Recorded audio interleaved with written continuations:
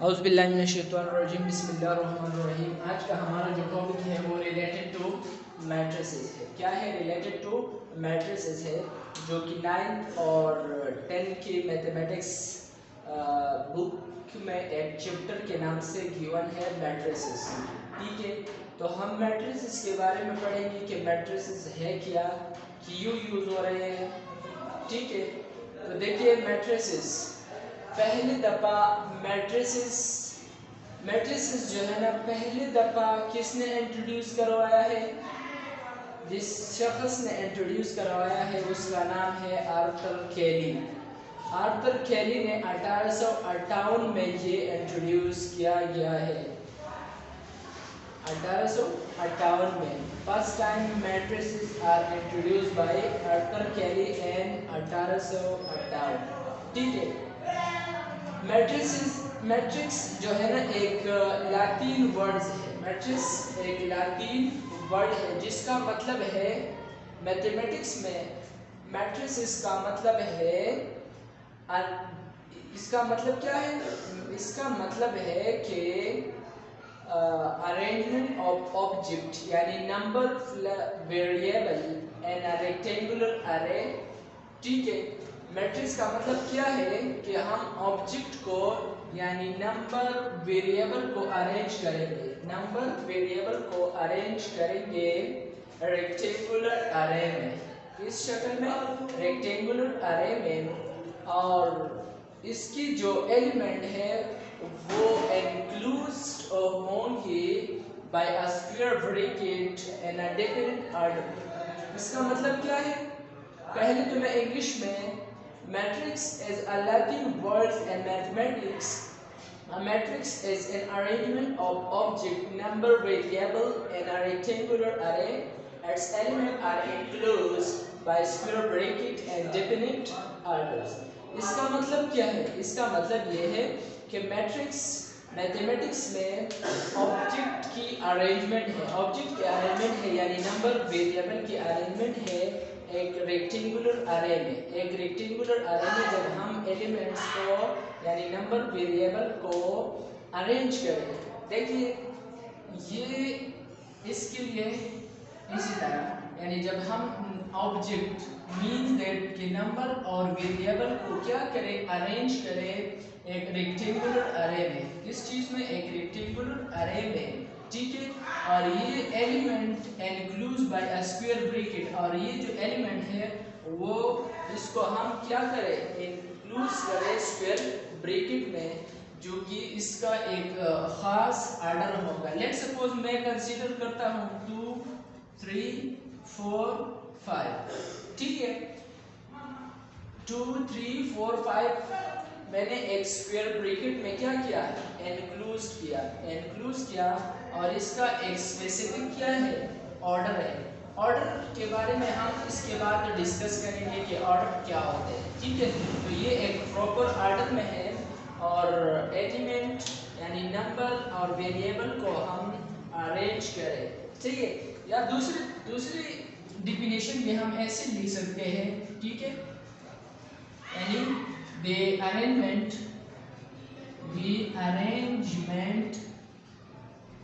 of number in the form of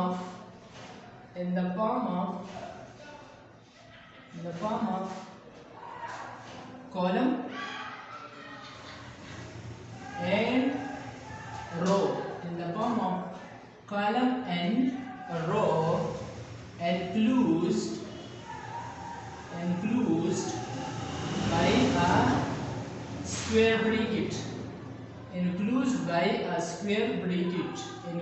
by a square bracket, जब हम numbers को in the form of column and row लिखे और इसको इंक्लूड करें एक स्क्वायर ब्रैकेट में, तो हम इसको कहते हैं मैट्रिक्स। क्या कहते हैं हम इसको? मैट्रिक्स। और फर्स्ट टाइम मैट्रिक्स को किसने इंट्रोड्यूस करवाया था? आर्थर कैली को इन 1858 में। ठीक है, मैट्रिसेस हमारे कॉमन लाइफ में भी एराइज हो सकते हैं और इस्तेमाल हो सकते हैं। लेट सपोज एक एग्जांपल हम कंसीडर करते हैं, ठीक है। लेट्स सपोज एक कंपनी है, क्या है, एक कंपनी है और वो प्रोडक्ट अपनी प्रोडक्ट कस्टमर में डिस्ट्रीब्यूट करते हैं, ठीक है। तो लेट्स सपोज प्रोडक्ट को मैंने नाम दे दिया P1 एंड P2 और कस्टमर को मैंने नाम दे दिया C1 एंड C2, ठीक है। वो कंपनी अपनी प्रोडक्ट को कस्टमर में डिस्ट्रीब्यूट करते हैं। कैसे डिस्ट्रीब्यूट करते हैं? ऐसे डिस्ट्रीब्यूट करते हैं कि प्रोडक्ट, लेट्स सपोज यहाँ पे एग्जांपल गिवन है P1 और P2 को मैंने नाम दिया है प्रोडक्ट, C1 एंड C2 को मैंने नाम दिया है कस्टमर, ठीक है। वो कंपनी यानी 20 unit and 30 units of product P1 वो डिस्ट्रीब्यूट करता है अपनी कस्टमर C1 में, इसमें कस्टमर C1 में डिस्ट्रीब्यूट करते हैं और 25 यूनिट्स और 15 यूनिट ऑफ प्रोडक्ट वो डिस्ट्रीब्यूट कर रहे हैं customer C1 and customer C2 में। कैसे देखिए यहाँ पर P1 एंड P2 लिखे, P1 एंड P2 प्रोडक्ट है और यहाँ पर कस्टमर लिख के C1 एंड C2, ठीक है। तो product P1 20 units and 30 units वो डिस्ट्रीब्यूट कर रहे कस्टमर C1 एंड C2 में। तो पहले 20 लिख लो और बाद में लिख लो 30, ठीक है। फिर इसके बाद वो 25 यूनिट्स और 15 यूनिट्स ऑफ प्रोडक्ट P2 वो डिस्ट्रीब्यूट कर रहे हैं customer C1 and customer C2 में, यानी 25 और 15 यूनिट वो डिस्ट्रीब्यूट कर रहे हैं कस्टमर C1 एंड C2 में, ठीक है। तो इसको हम जब स्क्वायर ब्रैकेट में इंक्लूड करें तो इसको हम कहते हैं मैट्रिसेस। क्या कहते हैं हम इसको? मैट्रिसेस कहते हैं, ठीक है। इसकी बात है नोटेशंस के इसके लिए नोटेशन कौन सी यूज हो रही है, यानी मैट्रिसेस के लिए नोटेशन कैसी यूज हो रही है, ठीक है। तो मैट्रिसेस को मैट्रिसेस के लिए जो नोटेशन यूज हो रहे हैं वो इंग्लिश की कैपिटल लेटर्स है। क्या है? इंग्लिश की कैपिटल लेटर यूज हो रहे हैं। देखिए लेट्स सपोज ए बी, यहाँ पे मैं लिख रहा हूँ नोटेशन। क्या? नोटेशंस।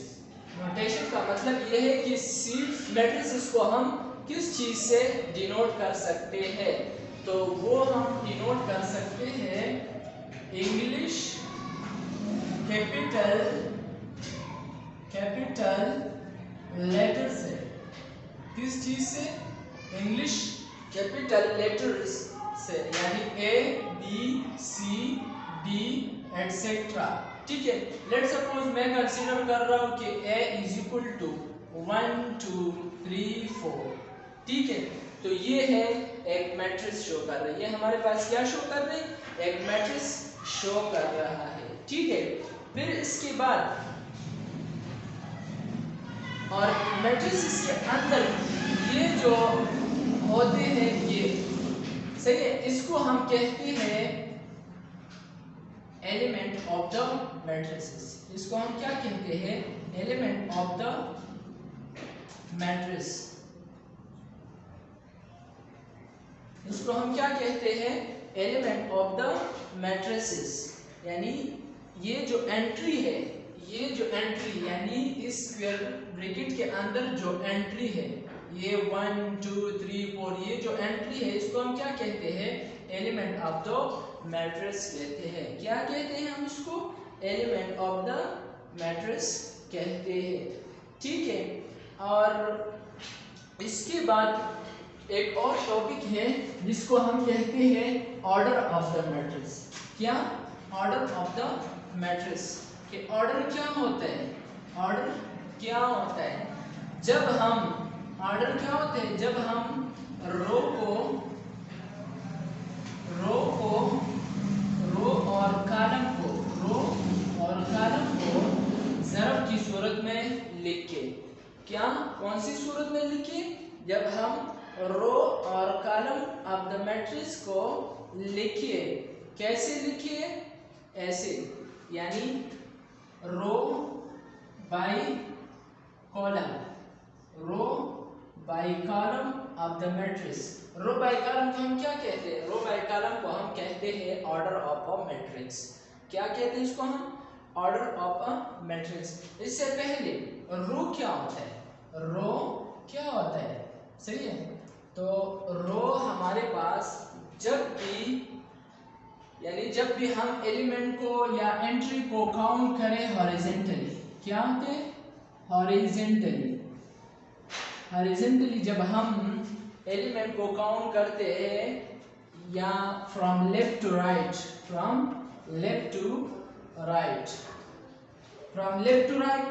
और हॉरिजॉन्टली जब हम मैट्रिक्स को काउंट करते हैं तो उसको हम कहते हैं रो, यानी first row and second row. ठीक है। और कॉलम क्या होते हैं? कॉलम का मतलब है from top to bottom, from top to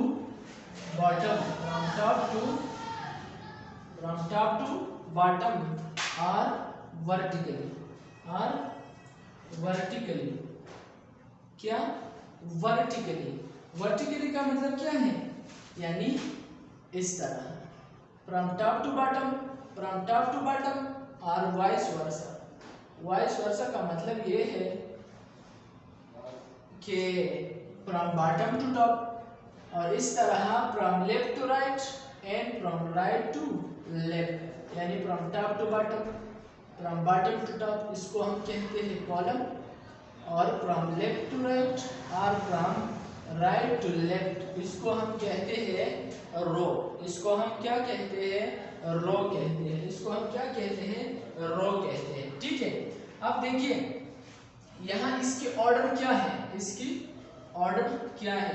row by column, यानी इसमें 1 रो 2 रो 2, ठीक है, 1 कॉलम एंड 2 कॉलम, यानी 2 बाय 2 मैट्रिक्स ए की ऑर्डर है। मैट्रिक्स ए की ऑर्डर क्या है? 2 बाय 2। मैट्रिक्स ए की ऑर्डर क्या है? 2 बाय 2 मैट्रिक्स ए की ऑर्डर्स है। ठीक है। इसके बाद है location of element, location of the elements और एंट्री। ठीक है। यानी एक मैट्रिक्स है, लेट्स सपोज 2 3 4 5, ये एक मैट्रिक्स है ए। इसमें एलिमेंट की लोकेशन क्या है? यानी 2 एंट्री की लोकेशन क्या है, 3 एंट्री की लोकेशन क्या है, और 5 की लोकेशन क्या है, और 4 की लोकेशन क्या है। ठीक है। तो लोकेशन के लिए हम जनरली एक नोटेशन यूज कर रहे हैं। जनरली हम इसके लिए क्या यूज कर रहे हैं?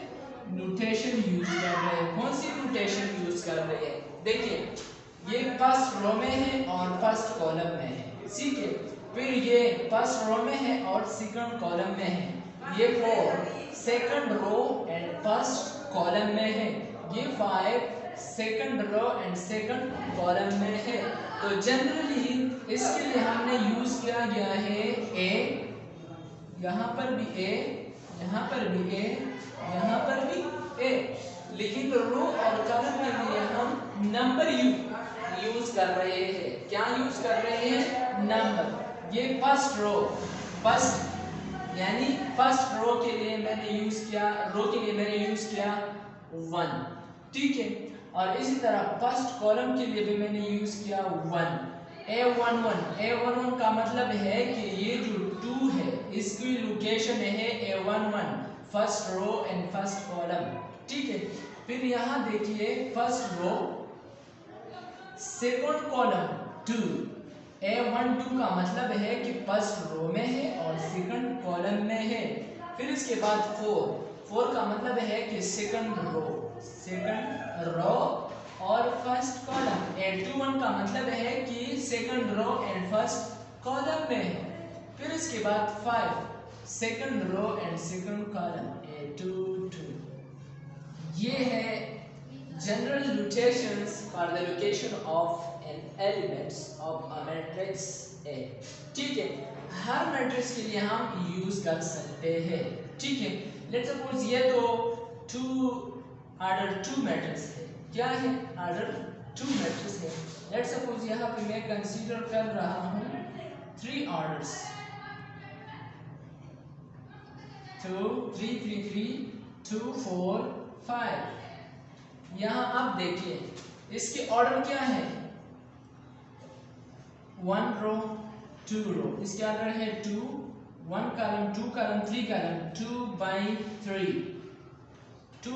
3 मैट्रिक्स है। अब इसकी लोकेशन हम कैसे लिखेंगे? देखिए इस 3 के लिए मैं लिख रहा हूँ 1 1 फर्स्ट रो फर्स्ट कॉलम, 3 के लिए मैं लिख रहा हूँ first row second column, and इस 3 के लिए मैं लिख रहा हूँ first row and third column.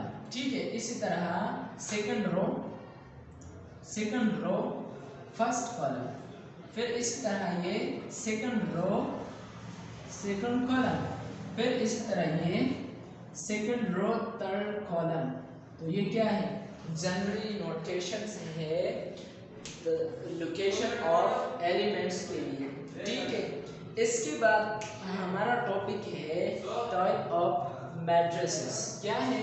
Type of matrices है कि मैट्रिसेस के कितनी टाइप्स है, कितनी टाइप है। एक है रेक्टेंगुलर मैट्रिक्स। कौन सा? Rectangular matrix. अच्छा, रेक्टेंगुलर मैट्रिक्स। रेक्टेंगुलर मैट्रिक्स क्या होता है?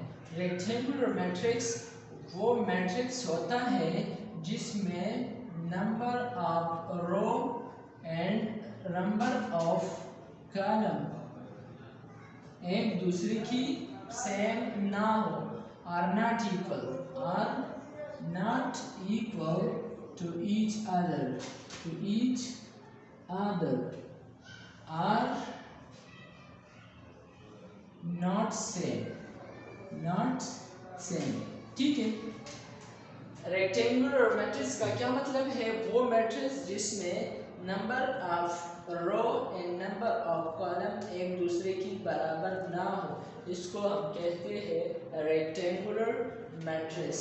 क्या कहते हैं हम लोग? Rectangular matrix. ठीक है, देखिए यहाँ पर लेट्स सपोज मैं एग्जांपल के लिए 2 3, ये एक रेक्टेंगुलर मैट्रिक्स है। दूसरा एग्जांपल, इसको मैंने नाम दे दिया ए। दूसरा लेते हैं 2 3 4 3 4 5। ठीक है, अब देखिए कि इसमें रो और कॉलम की एक दूसरे की बराबर है कि नहीं। देखिए यहाँ पर एक रो 2 रो 2 और कॉलम कितने हैं? कॉलम है 1, यानी कॉलम बराबर है 1 की और रो बराबर है 2 की, लेकिन row is not equal to column. इसी तरह 2 रो, कितने रो है? 2 रो और 3 कॉलम है। कितने कॉलम है? 3 कॉलम है। 2 और 3 आपस में बराबर नहीं है, यानी row is not equal to column, ये एक दूसरे के बराबर नहीं है। तो इसको हम कहते हैं रेक्टेंगुलर मैट्रिक्स। क्या कहते हैं उसको? Rectangular matrix. अब इसके बाद एक और टॉपिक है कॉलम मैट्रिक्स। कॉलम मैट्रिक्स क्या होते हैं? कॉलम मैट्रिक्स वो मैट्रिक्स होते हैं जिसमें having only one column, let's suppose A is equal to 2 3। इसमें कितनी कॉलम है? ओनली 1 कॉलम है। x और y भी हम कंसीडर करते हैं, इसमें कितनी कॉलम है? 1। रो के साथ हमारा कोई रिलेशन नहीं है। ठीक है, फिर इसके बाद है रो मैट्रिक्स का मतलब क्या है? रो मैट्रिक्स का मतलब है वो मैट्रिक्स जिसमें सिर्फ और सिर्फ एक ही रो हो, only one row. Let's suppose b is equal to 2 3 4। इसमें कितनी रो है? एक। कितनी रो है? एक। इसको हम कहते हैं रो मैट्रिक्स। क्या कहते हैं हम इसको? Row matrix. इसके बाद है स्क्वायर मैट्रिक्स। स्क्वायर मैट्रिक्स क्या होता है? स्क्वायर मैट्रिक्स वो मैट्रिक्स होता है जिसमें number of row and number of column बराबर हो। जिसमें number of row and number of column same हो। सेम हो। क्या हो? Number of row and number of column same हो। Let's suppose example A B C D। ये क्या है? ये स्क्वायर मैट्रिक्स है। क्या है? स्क्वायर मैट्रिक्स है। दूसरी एक और तरीके से हम एक्सप्लेन कर सकते हैं कि इसकी ऑर्डर सेम हो। क्या हो? ऑर्डर सेम हो। ऑर्डर सेम हो तो वो स्क्वायर मैट्रिक्स होगा। कौन सा मैट्रिक्स होगा? स्क्वायर मैट्रिक्स होगा। सही है। यानी number of row and number of column same होना चाहिए। इसमें कितने रो है? 1 रो एंड 1 रो, यानी 2 रो। कितनी रो है? 2 रो है। कितने कॉलम है? 2 कॉलम है। कितने कॉलम है? 2 कॉलम है, यानी रो बराबर है कॉलम की। सही है। अब इसके बाद है डायगोनल मैट्रिक्स। कौन सी matrix? Diagonal matrix. Diagonal matrix वो मैट्रिक्स होते हैं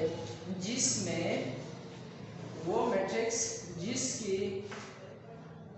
अब यहाँ देखिए डायगोनल मैट्रिक्स में, सही है, डायगोनल मैट्रिक्स वो मैट्रिक्स होते हैं जिसमें ऑल एलिमेंट जीरो हो। ऑल एंट्री और एलिमेंट जीरो हो।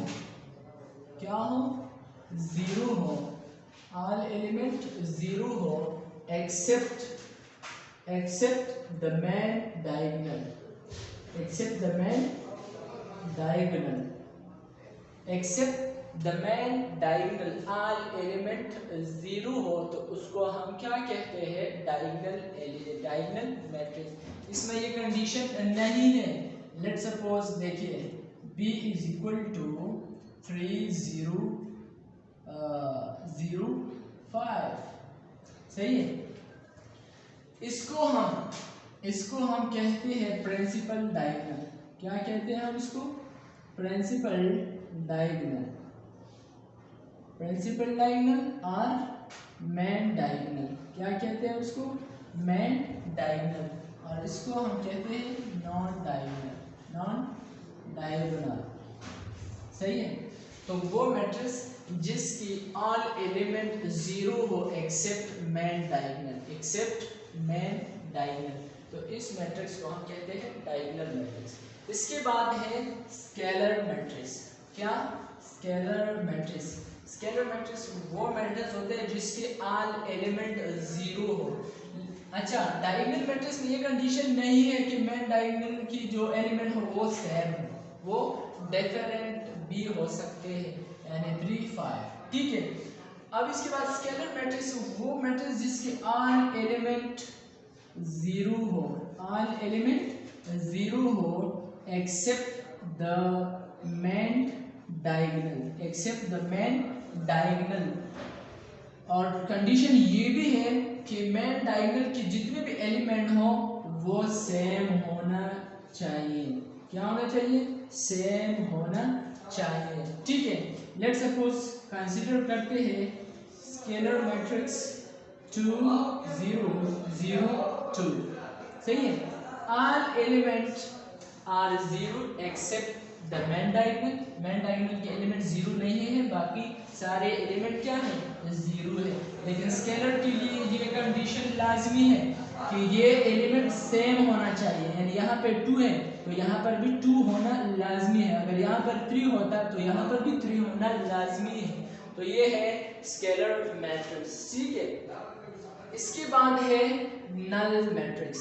नल मैट्रिक्स को दूसरा नाम भी दिया गया है, इसको हम कहते हैं जीरो मैट्रिक्स। क्या है? Zero matrix. और वो मैट्रिक्स जिसके ऑल एलिमेंट जीरो हो वो मैट्रिक्स जिसके आल एलिमेंट क्या हो, जीरो हो। सही है, यानी बी, या इसको हम जाहिर करते हैं, नोटेशन मैंने इसके लिए क्या यूज किया, जीरो। ठीक है, यानी आल एलिमेंट जीरो हो, इसको हम कहते हैं जीरो मैट्रिक्स और नल मैट्रिक्स। फिर इसके बाद यूनिट मैट्रिक्स। क्या है यूनिट मैट्रिक्स? वो मैट्रिक्स जिसकी 1 0 0 1, इसके लिए जो नोटेशन हम यूज कर रहे हैं वो आई।